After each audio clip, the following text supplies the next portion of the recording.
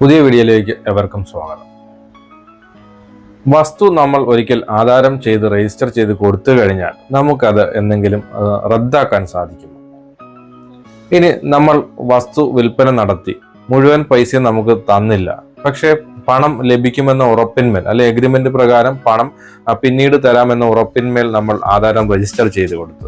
അത്തരം സാഹചര്യങ്ങളിൽ ഈ പണം തരാമെന്ന് പറഞ്ഞയാൾ പണം പിന്നീട് തരാതിരിക്കുകയും ചെയ്താൽ നമുക്ക് ആ ആധാരം റദ്ദ് ചെയ്യാൻ സാധിക്കുമോ? സാധിക്കില്ല എന്നാണ് ഉത്തരം.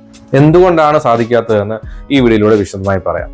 അതുകൂടാതെ ഏതൊക്കെ സാഹചര്യങ്ങളിലാണ് രജിസ്റ്റർ ചെയ്ത് കൊടുത്ത ആധാരം നമുക്ക് റദ്ദ് ചെയ്യാൻ സാധിക്കുന്നത് എന്നുകൂടെ നിങ്ങൾ മനസ്സിലാക്കി വെക്കുക. അപ്പോൾ ഇന്നത്തെ വീഡിയോയിലൂടെ ഏതൊക്കെ സാഹചര്യങ്ങളിലാണ് നമുക്ക് ആധാരം റദ്ദ് ചെയ്യാൻ സാധിക്കുന്നത് എന്നും, അതേപോലെ തന്നെ നമ്മൾ ഒരു ആധാരം രജിസ്റ്റർ ചെയ്ത് കഴിഞ്ഞ് ആ ആധാരത്തിന്റെ മേൽ എന്തെങ്കിലും ബാധ്യത നിലവിലുണ്ടെങ്കിൽ, അതായത് നമുക്ക് പണം തന്നത്